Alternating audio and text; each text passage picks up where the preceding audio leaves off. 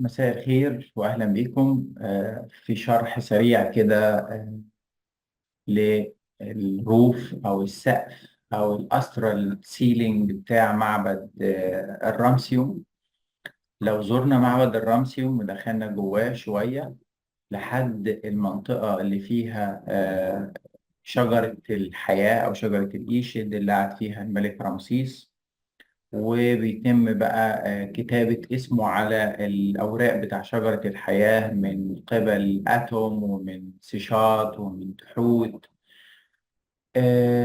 في الصالة دي هنلاقي فيه سقف فلكي جميل جدا في فوق. فتعالوا كده ناخد أهم الحاجات اللي موجودة في السقف الفلكي ده بشكل سريع، بحيث لو يعني الضيوف بتوعنا الجاست سأل على أي منظر من المناظر دي أو كان مهتمين بالجوانب الفلكية، إزاي نقدر نشاور لهم على الأجزاء الرئيسية في السقف الفلكي. السقف الفلكي ده السنتر بتاعه أو هنلاقيه دايما متقسم لثلاثة ريجستر، ثلاث أشكال.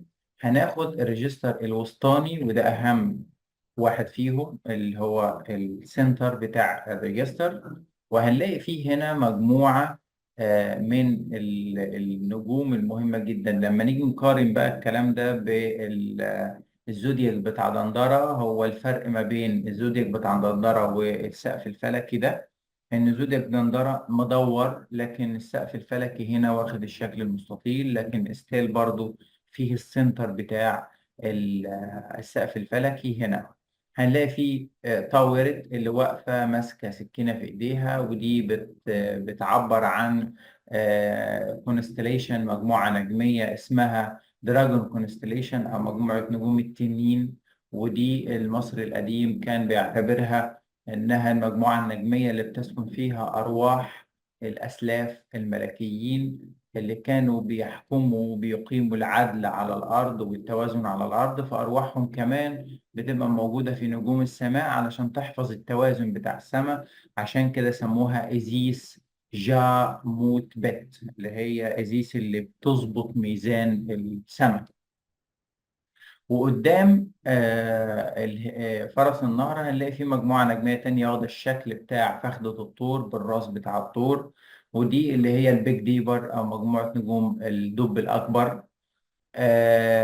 ومجموعة نجوم الدب الأكبر هي بتعبر في الفكر المصري القديم عن الهل أو الهلاك أو الجحيم اللي بتروح فيه الأرواح الشريرة اللي كانت بتثير الفوضى في الأرض.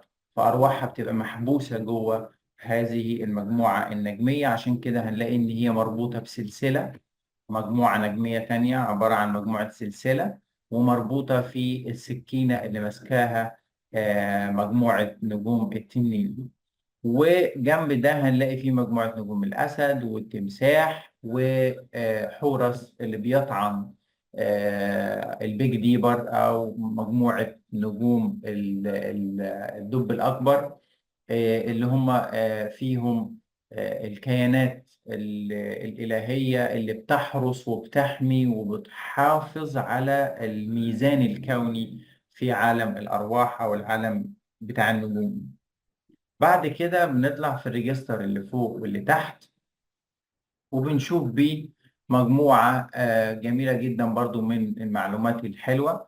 لو بصينا في الريجستر اللي فوق من اليمين باتجاه الشمال هنلاقي مكتوب هنا برت، شهر برت. بعد كده آبد تلاتة، آبد اللي هو الشكل بتاع الهلال وتحتيه تلاتة، تمام. آبد تلاتة، فده فصل البرت الشهر الثالث. هنلاقي فيه برت آبد أربعة، فصل البرت الشهر الرابع. وبعد كده هنلاقي شمو آبد 1، فصل الصيف الشهر الأول، شيمو أبد 2. فده اللي هو التقسيم التقويم المصري القديم، زي ما احنا عارفين انه متقسم أخت وبرت وشمو. فهو بادئ، لو بدأنا هنا من الأسماء بتاعة الفصول والشهور أرقامها من اليمين للشمال، هيبقى بادئ ببرت الشهر الثالث، برت الشهر الرابع. طب برت الشهر الأول فين؟ في الجنب الثاني من الريجستر هنا هنلاقي فيه برت أبد واحد، وبعد كده برت أبد اتنين. فاحنا لو لفينا الشكل المستطيل ده خليناه شكل دايرة، فهنلاقي إن هي واخدة شكل الزودياك. فعندنا هنا برت الشهر الأول، برت الشهر الثاني، بعد كده برت الشهر الثالث أو الشهر الرابع، بعد كده شمو شهر واحد، شمو الشهر الثاني، شمو الشهر الثالث، شمو الشهر الرابع. بعد كده نبدأ فصول الأخت، الشهر الأول، والأخت الشهر الثاني، والأخت الشهر الثالث، والأخت الشهر الرابع. فهنا أسماء الفصول بالشهور بتاع كل فصل من الفصول.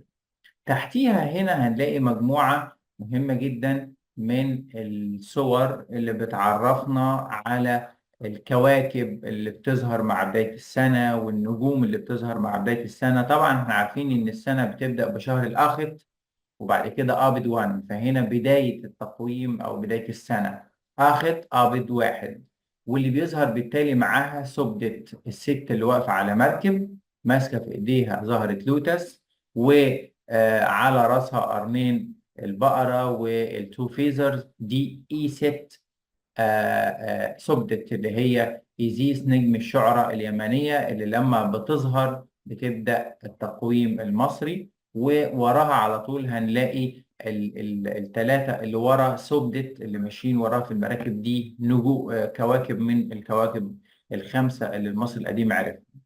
فإذا هنا في التقسيم بتاع الفصول السنة، وهنا بداية ظهور النجمة سودت، ووراها ثلاثة من الكواكب الخمسة اللي المصري القديم عرفهم. بعد كده هنلاقي في